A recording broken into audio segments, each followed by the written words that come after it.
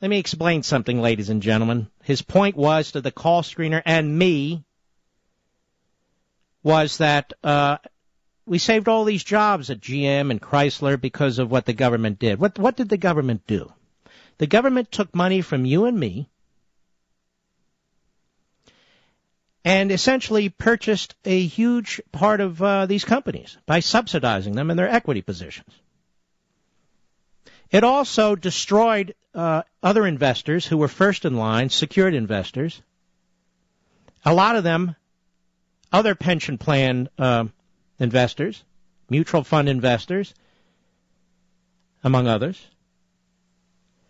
So we ought to get rid of our bankruptcy laws then. And every time some company's going to go under, particularly the big ones, we ought to bail them out, right? I thought we learned our lesson on this. But apparently not.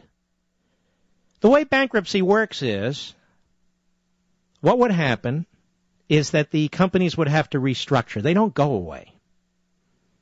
Their suppliers don't go away. They actually get to renegotiate their contracts under the supervision of a bankruptcy judge. That's what Obama didn't want. That's what Chris the caller didn't want. And that's contracts not just with their employees, but with their suppliers. The company comes back as a different entity in many respects, smaller, presumably more efficient, so it can live another day.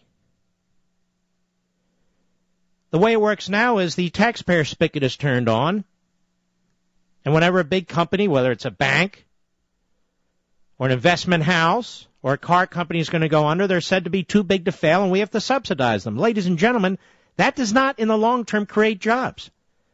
That takes resources from successful enterprises, from productive enterprises, and subsidize those that are not successful and not productive. And it also encourages that kind of behavior in other industries. So no, that's unacceptable. And frankly, we never used to do that sort of thing. Now it seems commonplace, but we never used to do that. And nor should we. Companies need to be able to fail in a market system. Otherwise, they drain resources out of the system, create economic dislocation, and there are other opportunities, we call them opportunity costs, that are lost. Right? Because those dollars can be used elsewhere more efficiently or toward doing things that people are interested in. Just like nations can fail. There's no guarantee America will exist forever. So can companies. And they have to be allowed to fail. Otherwise, we continue to subsidize their failure. In other words, they don't have to change their practices, or if they do, they don't have to change them in ways that are responsive to the market system. So no, in the end, Obama didn't save jobs by bailing out those companies. Those companies are still barely hanging on. They've not paid the taxpayer back. And worst of all, they've not been able to reestablish themselves in a more efficient way. They're not success stories. They're stories of big government interceding with our money to subsidize something that shouldn't be subsidized.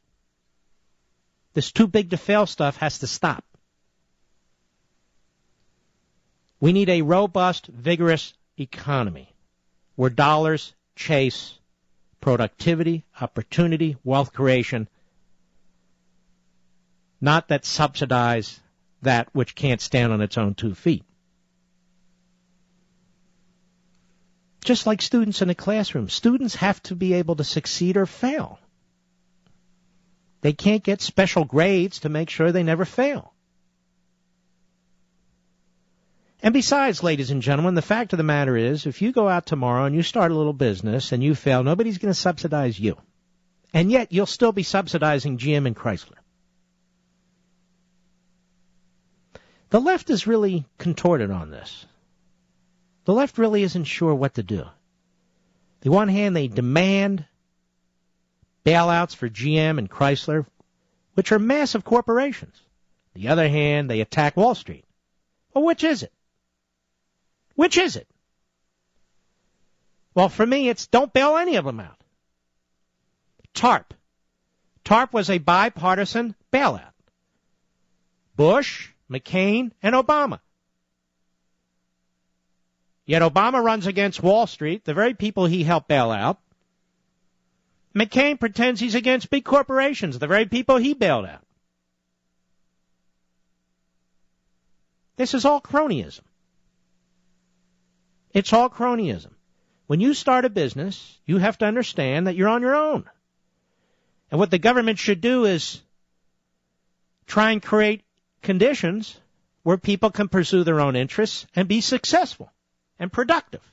And yes, create nice, big, juicy profits so they can hire people. But we don't do that. We pick winners and losers.